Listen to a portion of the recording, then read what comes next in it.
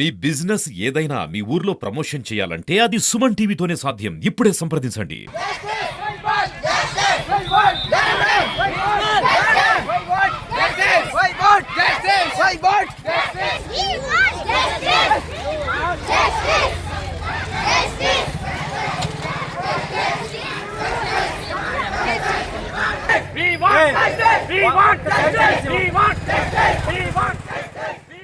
Welcome to Suman TV. Rampachodavaram. నేను మీ బాలు.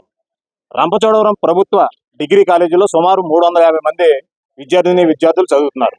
అయితే ఈ డిగ్రీ కాలేజీలో మౌలిక వసతులు లేవని, కనీసం విద్యార్థినులు వాళ్ళు టాయిలెట్స్ రూమ్స్ కూడా లేవని చెప్పి, అలాగే విద్యార్థులకు ఒక వాష్రూమ్ కూడా లేదని చెప్పి కొన్ని మౌలిక వసతుల మీద వాళ్ళు ఆందోళన చేస్తున్నారు. అదే సమయంలో ఉన్న లెక్చరర్స్ ని తొలగించి కొత్త లెక్చరర్స్ నియామకం చేపడుతున్నారని, ఇదంతా వ్యక్తిగతంగా ప్రిన్సిపల్ గారు తీసుకుంటున్న నిర్ణయం అని విద్యార్థులు ఆందోళన చేస్తున్నారు. ఈ సందర్భంగా వీళ్ళు డిగ్రీ కాలేజీ నుంచి ఒక ర్యాలీగా రంపచోడవరం ఐటీడీఏ ప్రాజెక్ట్ అధికారికి వినతి చేయడానికి బయలుదేరారు. ఈ సందర్భాన్ని పురస్కరించుకుని వాళ్ళ యొక్క సమస్యలు ఏంటి, ఆ వివరాలను వాళ్ళ మాటల్లో ఒకసారి తెలుసుకుందాం. అయితే ఇక్కడ పనిచేస్తున్న సుమారు 11 మంది ఉపాధ్యాయులు, అంటే టెంపరీ ఆర్ అవుట్సోర్సింగ్ ఉపాధ్యాయులు, వీరికి గత 6 నెలల నుంచి జీతాలు కూడా లేవని, అయినా సరే తాము ఎంతో అంకిత భావంతో పనిచేస్తున్నామని, ప్రిన్సిపల్ తమ పట్ల వ్యవహరిస్తున్న తీరు కొంచెం ఇబ్బందికరంగా ఉందని, అయితే ఇదే సమయంలో సడన్ గా ఈ ఉపాధ్యాయులను తొలగించి కొత్త వాళ్ళని తీసుకోవడం వల్ల విద్యార్థులు కూడా తరగతుల్లో పాఠ్యాంశాలు బోధించడంలో, వాళ్ళని అర్థం చేసుకోవడంలో కొన్ని ఇబ్బందులు ఉంటాయని చెప్పి విద్యార్థులు కూడా వాపోతున్నారు. అయితే ఈ విషయాలను వాళ్ళ ద్వారానే ఒకసారి తెలుసుకుందాం. Good afternoon sir. నేను గవర్నమెంట్ డిగ్రీ కళాశాల రంపచోడవరంలో అతిథి అధ్యాపకునిగా లైబ్రరీ సైన్స్ డిపార్ట్మెంట్లో 2022 జూన్ నుంచి పనిచేస్తున్నాం సార్. 2023లో జరిగిన నాకులో అహర్నిశలు నైట్ 2-3 వరకు మేము అందరం కష్టపడి పనిచేసాం సార్.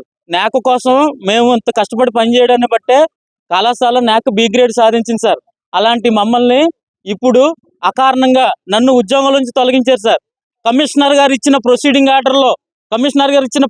ఆర్డర్లో ఎగ్జిస్టింగ్ గెస్ట్ ఫ్యాకల్టీని డిస్టర్బ్ చేయొద్దు, వారు ఆల్రెడీ ఉన్న వాళ్ళని విధుల నుంచి తొలగించవద్దని ఉన్నప్పటికీ ఆవిడ తన ఓన్ డెసిషన్స్ తీసుకుని మా ప్రిన్సిపల్ మేడం గారు మమ్మల్ని విధుల్లోంచి నన్ను అలాగే జువాలజీ లెక్చర్ అయినటువంటి బివి సతీష్ గారిని ఇద్దరిని తొలగించడం జరిగింది సార్.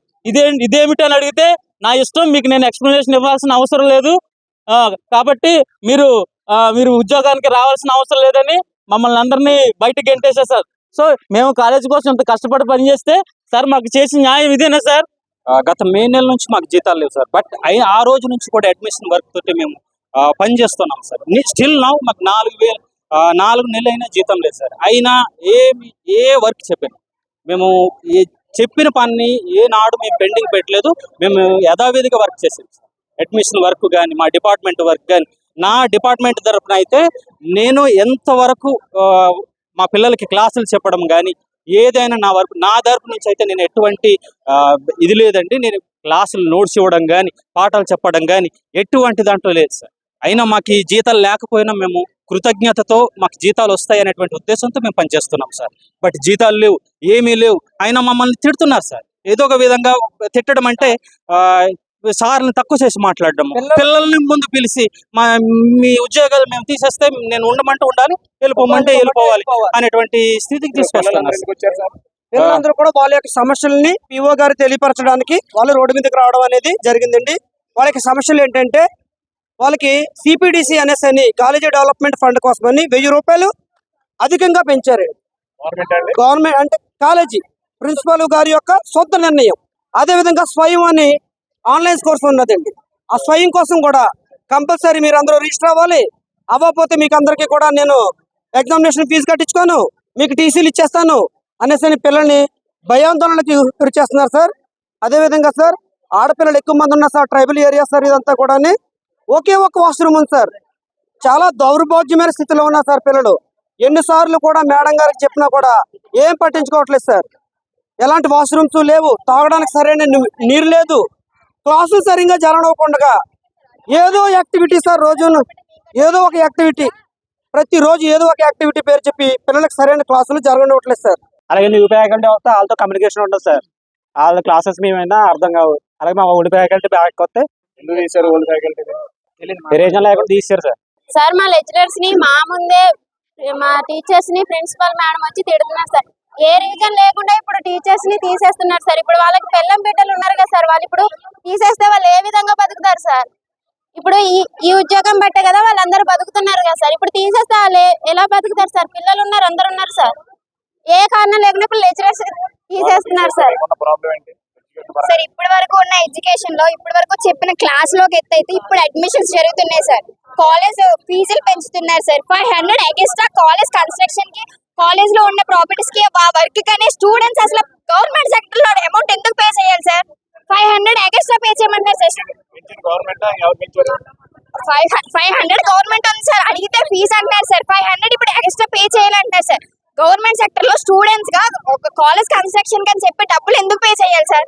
స్టూడెంట్స్ చదువుకోవడానికి వస్తున్నారు సార్. ఫీజులు 9,000, అవి 4,000, అవి గవర్నమెంట్ ఇచ్చిందో ఏదో తెలియదు సార్. ఎక్స్ట్రా ఫీజులు తీసుకుంటారు సార్.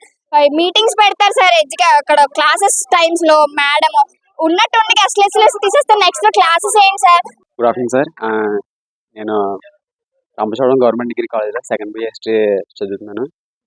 మేము ఈరోజు ధర్నాకి ర్యాలీకి ఎందుకు రోడ్డుకి రావడం జరిగిందంటే, మా స్టూడెంట్స్ విషయాల్లో ప్రిన్సిపల్ మేడం గారు అనేవారు జోక్యం చేసుకుంటున్నారు, కానీ మాకు తగినట్టు చర్యలు తీసుకోవట్లేదు.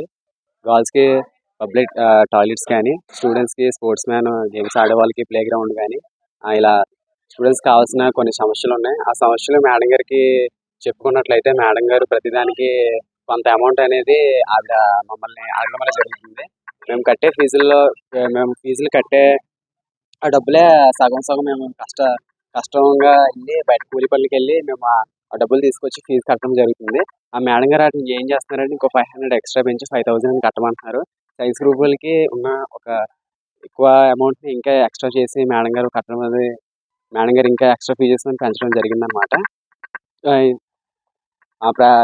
మేడం గారు ఇంకా తక్కువ కులం అని చెప్పేసి ఆవిడ మమ్మల్ని తక్కువ మాట్లాడడం అనేది జరుగుతుందన్నమాట. మీరు ఇలా పలానా ఎస్టీ గిరిజనులు మీరు చేయలేరు, ఏమి ఇలా తక్కువ చేయడం మాటలు జరుగుతుంది. ఆ తర్వాత స్వయం జ్ఞాపకం అనేది ఒక కోర్సు వచ్చిందండి. ఆ కోర్సుకి సంబంధించి 500 ఫీజు కట్టమంటున్నారు. దానికి గవర్నమెంట్ కాలేజ్ కాబట్టి దానికి ఉన్నదానికన్నా ఇంకా ఎక్కువ కట్టమని మేడం గారు మమ్మల్ని ఫోర్స్ చేస్తున్నారు.